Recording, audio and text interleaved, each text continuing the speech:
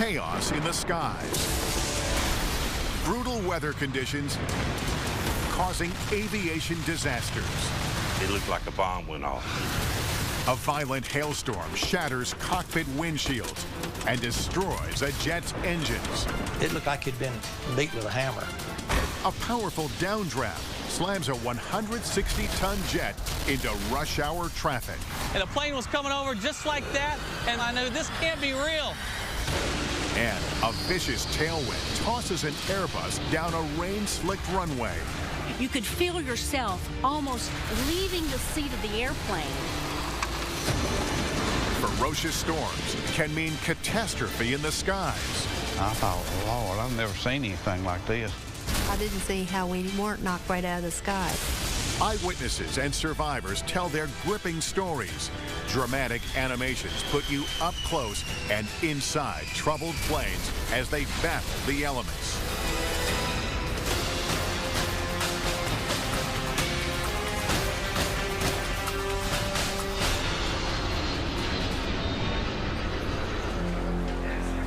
Everyone knows the frustration of flight delays and cancellations caused by bad weather.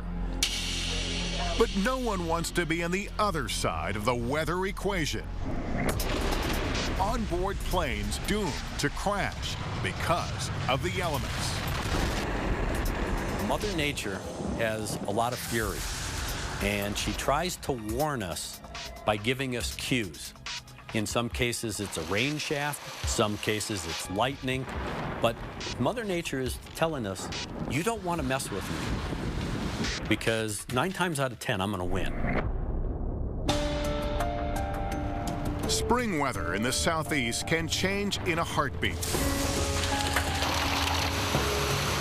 And April 4th, 1977 is just that kind of day. The 4 o'clock report from the National Weather Service shows warm and cold fronts stretching all the way from Lake Michigan to the Gulf. A volatile mix that could mean thunderstorms, tornadoes, and severe icing above 12,000 feet.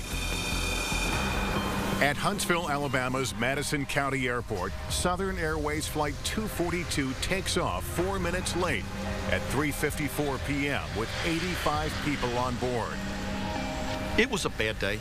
The squall line was hundreds of miles long. It was very intense. Passenger Don Foster settles into seat 18A in the back of the jet. He has a pilot's license and usually flies his company's corporate plane. But the weather is so nasty, he decides to leave the flying to the pros. We took off and turned toward Atlanta, and within just a very few minutes, we went into a pretty bad thunderstorm. Flight attendant Kathy Cooper is about to unstrap herself from the double jump seat at the front of the plane when the ride starts to get bumpy. When the pilot told us to remain seated, we're like, okay, yay. 4 minutes into the flight, pilots hear on the radio, "Attention all aircraft," a routine advisory for hazardous weather in the area. We were in and out of such heavy rain at times that I couldn't even see the wingtip. In the cockpit, Captain Bill McKenzie is checking the radar to guide co-pilot Lyman Keel, who is at the controls. He's trying to find a way around the storm when he sees what looks like a patch of clear weather on the radar screen. We did not have Doppler radar in those days. We had a much older generation radar that required a lot of experience and tuning to be able to get the maximum information out of it. Instead of finding a lull in the storm, the weather turns violent. What Foster sees next makes his blood run cold. There was a big flash. A blinding bolt of lightning and the worst hailstorm he's ever seen. It started out as golf ball size, and then it got larger, and guessing it was maybe the size of oranges. It was very loud, very frightening, and I was scared to death. Cooper starts to prepare passengers for the possibility of an emergency landing. I know one thing, I had their undivided attention. Yes, they were afraid, and they paid exact attention to anything I told them. It's not just the deafening sound of the hail against the fuselage that has Foster worried, but the damage it might do to the jet's engines.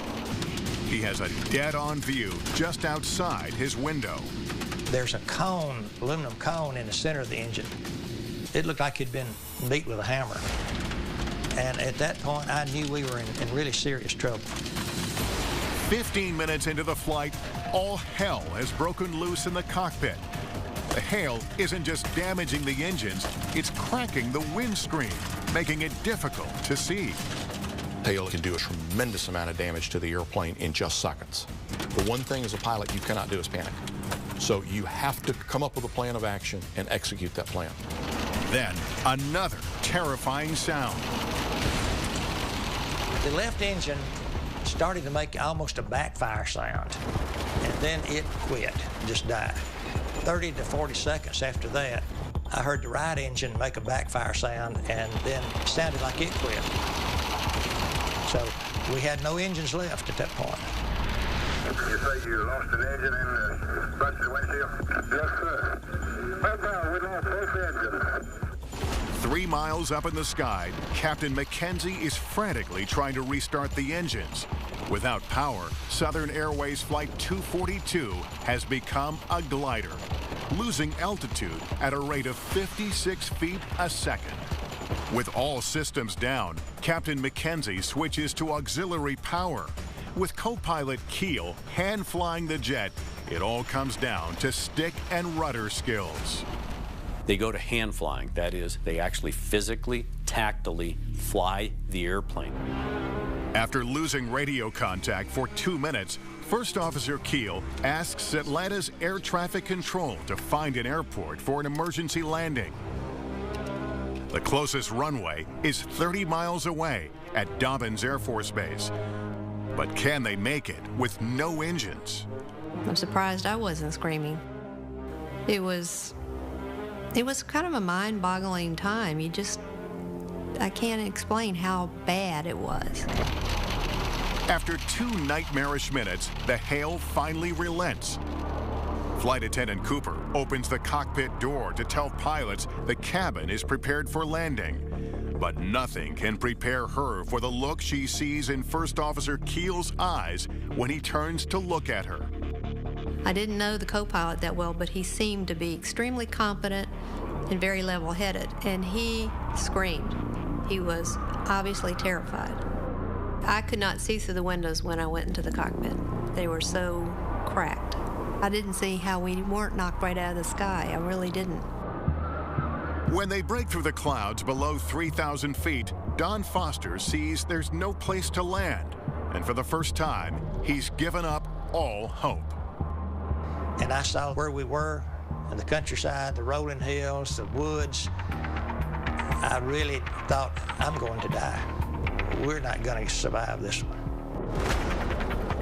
Captain McKenzie knows they're not going to make Dobbins, and they're losing altitude fast. Foster uses his training as a pilot to prepare for the worst, making a cocoon to survive the crash. I covered my head up with my leather coat because I knew it would tend to ward off the fire. And I fixed the blankets in front of my head. Flight Attendant Cooper starts to pray. I'll tell you something, there are no atheists in a foxhole, and you become very religious very quickly. Coming up, Southern Airways 242's only hope for survival is to land in the middle of a highway. We were dragging power lines and treetops.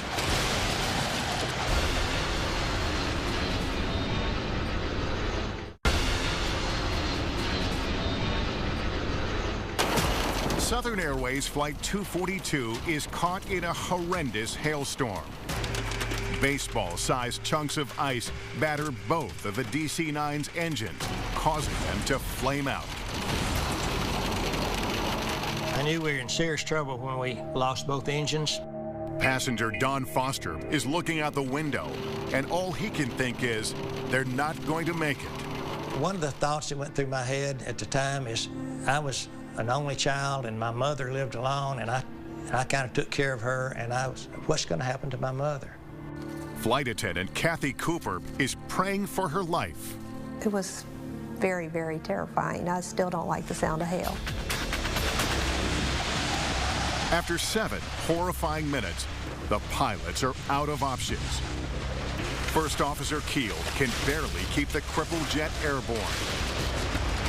He makes the decision to attempt to land on a 2-lane road in New Hope, Georgia, a rural town an hour's drive from Atlanta. 20 feet from the ground, he can't see what's just ahead. Keel manages to maneuver around the curve, but the road is barely wide enough for the troubled jet. Slicing the tops off pine trees and utility poles, the jet slams to earth. Touchdown was pretty hard, but it looked like it was okay. We bounced up in the air, and about that time the lights went out, and I don't remember anything from that point on. The jet veers left toward a convenience store, and its left wing smashes into a gas pump, triggering a huge explosion that engulfs the store. The wing crushes a car, killing all 7 passengers inside. Then I felt a huge jolt from the left side, and at that point, fire started coming down through the cabin. Like a blowtorch, then it would retract. Then it would come roaring through the cabin again. The jet slams into 4 more cars and a truck and comes crashing through the trees. It was the awfulest roaring and cracking of the trees, falling and everything. It was devastating. New Hope resident Marie Wigley watches in horror from her front yard as the jet breaks apart.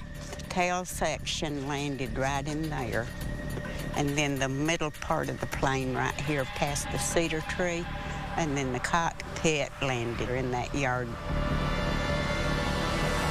Don Foster is holding on to what's left of the jet for dear life. The smoke was so intense I couldn't even see my seatbelt. Flight attendant Cooper is wedged into a tiny space behind the front passenger door. I came to, I was hanging upside down in a cocoon, hanging by my seatbelt, and I could see a crack of light above my head. And I thought, I'm going through that crack of light, come hell or high water, and I did. And I was apparently the last person out alive. People on fire, people burning, and people was running and screaming, and we was running towards them to help them. Local newspaper reporter Joe Parker arrives at the fiery crash scene within minutes. And I thought, Lord, I've never seen anything like this. Marie Wigley learned she has a far more personal connection with the crash than she ever imagined. The 7 people killed in the car at the convenience store are her cousins. We was told that they, Kathy and Debbie and her children, was in the car that the plane set down on, and they was all burnt to death. In all, 72 people die from the crash, 9 on the ground and 63 on the plane, including both pilots. And I was sitting right by the left engine. Don Foster, though injured, counts himself lucky to be among the 22 survivors. I had crushed vertebrae, a broken left foot, and a cut artery in my left foot. I had 4 broken ribs, and I had burns on my face, head, and hands. The National Transportation Safety Board has begun a public hearing in an effort to determine the cause of the crash. In the months following the crash, investigators zero in on the total loss of thrust from both engines and Southern Airways dispatchers' failure to provide the flight crew with up-to-date severe weather information. Another disturbing finding: the captain's reliance on weather radar for penetration rather than avoidance of a thunderstorm. Investigators determined the captain of Flight 242 misread the black and white weather radar screen. It gave him the false impression an area was clear of bad weather. The storm was so intense that it was absorbing the radar beam, and he wasn't actually seeing the severity of it. It's called attenuation. Since the crash of Southern Airways Flight 242, cockpit radar screens are full color and easier to read. Southern 242 brought home very clearly the need for more standardized weather radar training. Another improvement making aviation safer, 84 National Weather Service meteorologists have been added to air traffic control centers throughout the country for more accurate weather reports. One fact remains, the flight crew's courageous efforts to land the first jet in history to lose both engines to hail. They did a darn good job in getting as much performance out of the airplane as they could, and that performance was the glide distance. For Marie Wigley, the ground around her home will always be a memorial to the 72 people who lost their lives here that day. It's just something that stays with you. Coming up, it's Delta Flight 191 versus an explosive storm.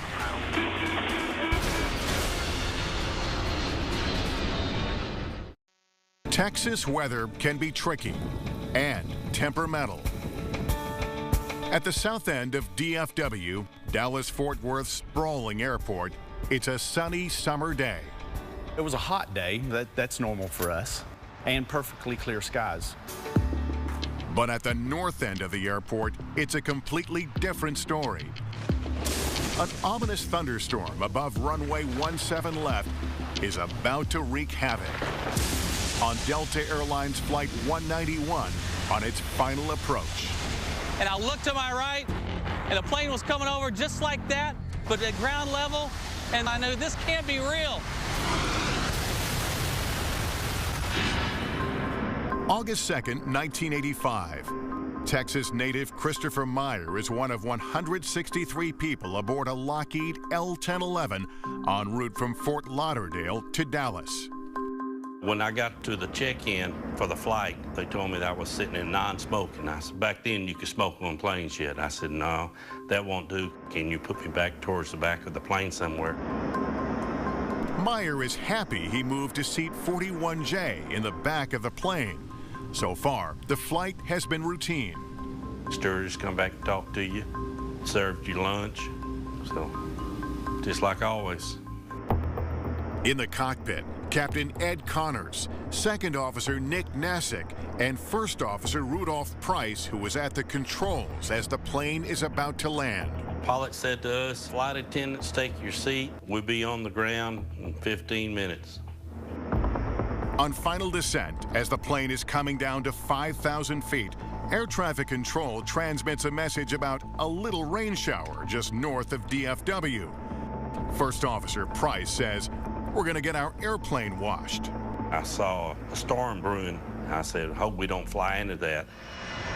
Delta 191 is cleared for an instrument landing because of poor visibility.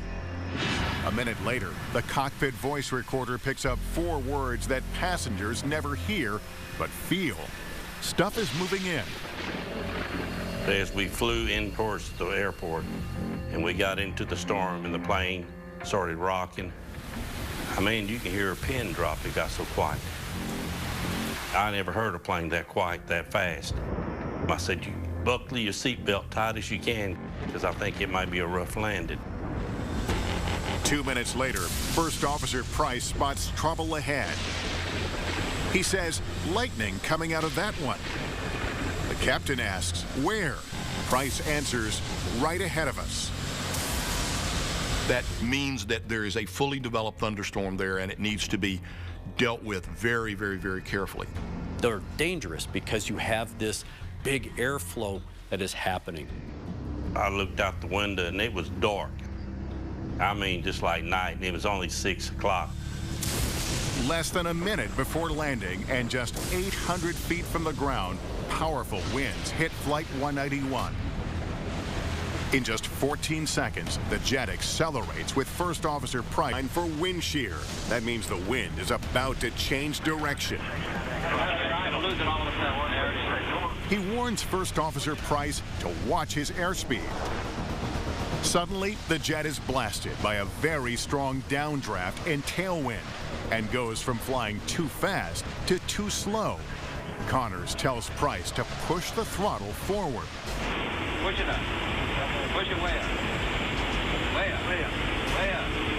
That's it. Instead of accelerating, the jet slows down all the way to 119 knots.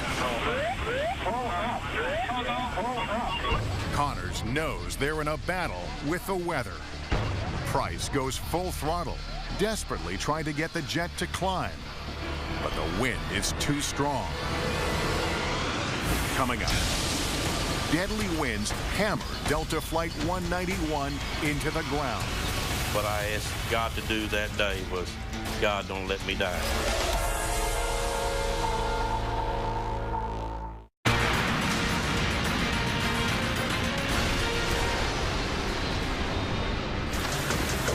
August 2nd, 1985, 6:05 p.m. Just a mile short of runway 17 left at Dallas-Fort Worth Airport, Delta Flight 191 is caught in an extreme downdraft from a thunderstorm. The jet is flying dangerously slow and losing altitude fast. In the cockpit, First Officer Rudolph Price goes full throttle, trying to climb out of trouble. But it's too late. Delta 191 slams into the ground in a field and bounces up. The plane sounded like it was gearing up trying to take off with the flaps fully down. Instead, it heads straight for Highway 114 and straight for Mike Van Noy, who was driving his mother home from work. And the plane was coming over just like that, but at ground level, I knew if I didn't pull over, I was going to get hit. Delta 191's left engine smashes into a Toyota directly in front of Mike's car, killing the driver instantly. My mother was screaming, unbelievably crying. Do you realize what just happened? The nose gear breaks off as the crippled jet veers sharply just left of the runway. The left wing smashes into two huge water tanks. Then 28,000 pounds of jet fuel mixed with a flood of water explodes, sending flames racing through the cabin. When I saw the fire coming back, I ducked my head and asked God to save me. Careening on the ground at just under 200 miles an hour, Delta 191 disintegrates, except for one section. It seemed like it was forever till we stopped. Only one part of the plane remains and is tilted on its side. The tail section, where Christopher Meyer went so he could smoke. Now he's suspended in midair. I undid my seatbelt, crawled over one seat, and kind of hung on down, then just jumped. The next thing that came over the intercom system was we have a heavy aircraft down on the north end of DFW Airport. Firefighter Paul Reese rushes to the crash scene, but first has to brave the same treacherous weather that overpowered Delta 191. All of a sudden, it was 100-mile-an-hour winds. It was a monsoon of rain. It was lightning. I mean, everything you could think of was hitting you. I was the first unit to arrive at that scene, and it was just total destruction. It looked like a bomb went off. Survivors are confronted with a grisly scene of lifeless bodies. I can't tell you exactly how many there are because we may be looking at enough body parts to make up another body or two. I just can't tell you that at this point. As you can smell the skin and the hair, and the air was all filled with just jet fuel. I mean, it just, when you breathe, you just burned your lungs. This is the only section of the plane that wasn't completely destroyed and where all the survivors were seated, the tail section, about the last 20 rows. Meyer tries to help as many survivors as he can. Of 163 on board, 126 passengers and 8 of 11 crew members die in the fiery crash. there are 29 survivors. This is what was left of a car that the plane hit as it bounced at least once just short of the airport. Brock Minton saw it happen. Then the car apparently must have thrown him off balance, and he was in a 45-degree angle. Planes successfully navigate bad weather every day. But this storm was sudden and strong enough to bring down a powerful 325,000-pound jet in seconds. Investigators focus on a weather phenomenon called a microburst. John McCarthy is one of the first meteorologists to discover how quickly a microburst can strike. You have a time period that could be 5 seconds, it could be 7 seconds, it could be 12 seconds, where you can say, I don't want to be here, and then take steps to get out. Microbursts occur when strong updrafts carry wet, warm air upwards. As some of the rain evaporates and hail melts, a powerful column of cold air races thousands of feet back to Earth. Swirling vortexes of air then radiate outward along the ground. It's much like water coming out of a faucet in the sink that comes down, and when it hits the sink, it spreads out in all directions. As Delta 191 flies into the microburst, powerful headwinds increase its performance and speed. Then, downwinds force the jet closer to the ground and slow its speed. Tailwinds decrease its performance and slow it further. Air vortexes deliver the final crushing blow. Once you fly into the increasing tailwind and you're into that column of air that's descending very rapidly, you need to get every bit of lift out of the wing that is possible. If you can keep the airplane flying for those few seconds, you come out the other side and the airplane climbs away. Microbursts are surprisingly common. It's estimated they occur in 1 out of every 5 thunderstorms, and they are surprisingly powerful. The judgment of where a thunderstorm is or what it is will always lie in the cockpit. Investigators determine the probable causes of the accident include the flight crew's decision to continue their approach into a cloud where they saw visible lightning, and the lack of pilot training for avoiding low-altitude wind shear. Delta disputes the NTSB's findings. Another determined cause, the lack of definitive real-time wind shear hazard information. Delta 191 is a turning point that leads to major safety improvements in severe weather detection. Doppler weather radar on board and the enhanced ground proximity warning systems are 2 of the great advances in aviation safety in modern times. Until we got Doppler weather radar on board, there was no way for pilots to assess the potential severity of a microburst. Doppler radar on board jets and at most major airports has led to greatly improved safety statistics. There has been only 1 commercial wind shear-related crash in the U.S. since Delta 191 smashed into the ground in Dallas. Wind shear, wind shear.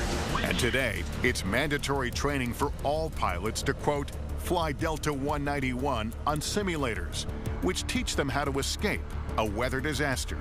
We have better training for pilots, better recognition skills, better tactile skills as far as how to handle the aircraft performance, and then better onboard systems to give the information to the pilot that, hey, look, there's a potential for a wind shear, be prepared. I'm still quite amazed that there's many survivors as there were. If there's anything fortunate about this accident, it's the number of people who got away. Christopher Meyer is grateful to have survived with only a few broken ribs. This was the shirt I was wearing that the nice doctors cut off of me.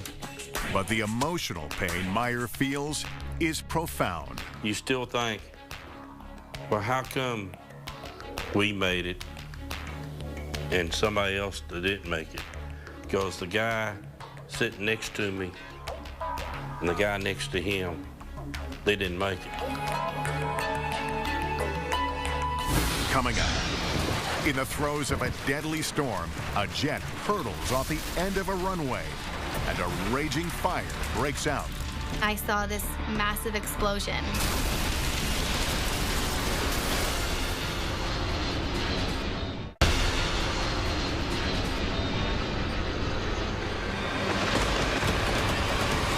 A pilot battling an intense thunderstorm tries to land. I guess some people thought, oh, we've made it, and then it very quickly turned into screaming and yelling. But touchdown is just the beginning of a terrifying ordeal. I really thought that at that point in time, we were the only ones that got out of that plane.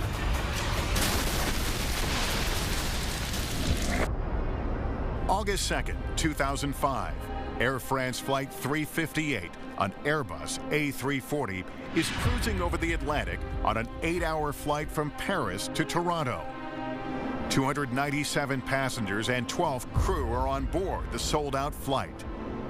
Globe-trotting business executive Joanne Bundock is in first class. My job required me to go all around the world in the 68 different countries that we do business in. So absolutely, I was a world traveler, frequent flyer, was on planes more than I was at home. Squeezed into the back of the plane in economy is 15-year-old Lisa Popo. She's headed home from a study abroad program and bringing a French exchange student back with her to Canada. I was just excited. I was having fun with my exchange student. She was beside me, so we were still kind of getting to know each other, and I was trying to tell her more about Toronto. As the plane closes in on Toronto airspace, the radar shows a line of violent storms headed straight for Pearson International Airport. Fierce thunderstorms moving through the airport area. Thunderstorms. A weather alert sends ground crews scrambling for cover. Everything was fine until we really got to Toronto and approached the city, and the pilot came on and said that there was a thunderstorm. There was a major thunderstorm in Toronto, and we were going to be circling a while before we could be cleared to land. After circling for 20 minutes, the alert is lifted, and Air France 358 is cleared to land on runway 24 left. But as the plane begins its final descent, the intense storm Captain Alain Rosé and First Officer Frederick No had been trying to avoid is straight ahead. The descent was very dark. You could see the rain hitting the windows outside of the plane. Kind of thought, oh, maybe we're diverting. Maybe I'm not going to be landing at Pearson. With visibility deteriorating by the second, the pilots are unable to spot the runway ahead. Finally, at 2 miles out, they see it. I cinched up my seatbelt a little tighter because we were probably either going to do a very hard landing and stop very quickly, or we were going to do a missed approach. First Officer No increases the jet's power to overcome fierce winds. In the heavy rain, visibility drops to near zero. The jet's out of position, higher than it should be. Suddenly, the wind shifts from a headwind to a tailwind, speeding up the aircraft even more. The shift pushes the jet further down the runway. Everyone was kind of bracing down for impact. Runway 24 left, the shortest runway at Pearson, has little room for error, even in the best of conditions. Today, it's slick with rain. 24 left at Toronto is not a grooved runway, so that in heavy rain conditions, hydroplaning would be a significant issue. First Officer No fights to keep the big jet aligned and touches down nearly halfway down the short runway. That's when it all kind of broke loose. The jet is racing down the asphalt at more than 100 miles per hour with little left of the precious tarmac. I was thinking, well, we should be slowing down, but there wasn't a lot of slowing down at that point. 12 seconds go by before pilots reverse the thrust of their engines to help slow down the jet. But it's too little, too late. Flight 358 runs off the end of the runway at 90 miles an hour and careens out of control. I saw luggage falling from the overhead, and then it very quickly turned into screaming and yelling. The plane tears through a metal barrier, bouncing so violently its engines gouge the pavement. You could feel yourself almost leaving the seat of the airplane. The runaway jet has run out of real estate and goes nose first down a ravine. Coming up, jet fuel ignites and turns Flight 358 into an inferno. Of course, other people knew what was going on, and so that flight attendant said, "Evacuate now."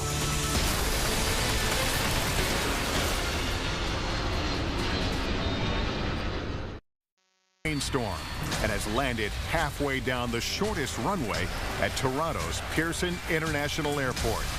At 90 miles an hour, the Airbus A340 can't slow down and barrels off the end of runway 24 left. The only kind of way to really describe it is like being on a roller coaster. It was just constant bumping. The jet tears across grass, gravel, and barriers and plunges down a ravine. It finally comes to stop in a nearby creek. We stopped like we were hitting a tree. Tension turns to relief as passengers realize the plane appears to be intact. There was an announcement on the PA system saying, you know, everything's fine, don't panic. But just as they let down their guard, disaster strikes. Leaking jet fuel ignites and begins burning through the plane's hull. Everything smelled like this burning electrical equipment and burning fuel. Of course, other people knew what was going on, and so that flight attendant said, "Evacuate now. Get out of here now." Within minutes, Fire Chief Mike Figliola and his crew reach the crash. They're confronted by a horrific accident. The tail section up in the air, and the rest of the fuselage was down into this ravine. The fuel had run out and was feeding the fire and ignited all the luggage and the cargo in the belly of the aircraft. First-class business traveler Joanne Bundock rushes toward the front exit because she knows every second counts. When that door did open and it was nothing but black smoke outside, oh my gosh, it is a lot more serious. You have the jet fuel, which burns like a kerosene, burns very fast, very hot, spreads rapidly. It doesn't take long to burn through. As the fire rages, passenger Lisa Popo's friend is paralyzed with fear. She kind of froze, thinking that I'm not going to get out of here. Joanne and Lisa know if they're going to get off the plane alive, they need to escape now. It was a clear run to the back of the aircraft, but I just kept going, like, you got to keep going. Don't stop. We're getting out. Broken evacuation slides, burning fuel, and smoke block 4 of 8 emergency exits. So the crew immediately directs passengers to the remaining exits. Crazy thing about this is this slide deployed, but it didn't deploy fully. There was maybe 10, 15 feet to the ground. I know I've got to get away from this plane as far as I can, as quick as I can, not knowing what's going to happen. Joanne jumps out. Meanwhile, a team of firefighters is on the scene, trying to extinguish flames on the jet's hull. We fight aircraft fires because of that jet fuel with a special firefighting foam. Because of this constant downpour rain, every time we got a blanket, the rain would wash it away. Inside the plane, another team begins a search and rescue. But with thick black smoke quickly filling the cabin, they're forced to abandon the mission before they can make a full sweep of the aircraft. Suddenly, an explosion rips through the plane's hull, shooting a fireball into the main cabin. There was an explosion on the forward starboard side caused by some oxygen bottles, which had obviously been heated up by the fire and exploded. Joanne climbs a rocky hill away from the flames. All hope for the remaining passengers seems lost. We had a bird's eye view of the airplane. And I really thought that at that point in time, we were the only ones that got out of that plane. It takes Mike Figliola and his team 5 grueling hours to finally put out the blaze. They believe all that's left is the grim task of identifying remains of passengers trapped inside the jet. I thought for sure that once we had confined the fire, started putting it back, and we went in to do a final check, that we would find some bodies. Miraculously, all 297 passengers and crew, including Lisa and her fellow exchange student, are able to evacuate the plane in under 2 minutes. At this hour, we seem to have an incredible story of survival. After 2 years, the Transportation Safety Board of Canada issues its final report. It cites several primary factors that caused the accident, including the decision by the crew to land in the midst of a rapidly changing thunderstorm, and the excessive distance that the plane landed down the runway due to the shifting winds and low visibility. As the crew got closer to the airport, the wind shifted from a crosswind to a tailwind, and it pushes them further down the runway, which increases their landing distance. They're not going to have the visual cues to recognize how far down the runway they are. Also, according to the safety board, after touching down, the pilots became overloaded with the task of properly aligning the jet in severe crosswinds. And this caused a delay in the selection of reverse thrust. 12 seconds on the runway, especially under those conditions, that's an abnormal amount of time. But given the adverse weather, given the standing water, and the performance of the airplane once he got the airplane on the ground, that may have led him to this period of indecision whether he's going to stay on the runway or try and abort the landing and take off again. Finally, investigators determined that the pilots didn't act on important cues that could have led them to abort the landing. They should have executed a missed approach, abandoned the landing, and gone around. Air France disputes the findings and is suing the government entity that runs the airport as well as air traffic control for failing to have adequate safety precautions, which it says contributed to the crash. The government denies the allegations. You have to be grateful for every minute you have. I think that's incredible that 297 people got off a plane in 90 seconds. I think that's a miracle.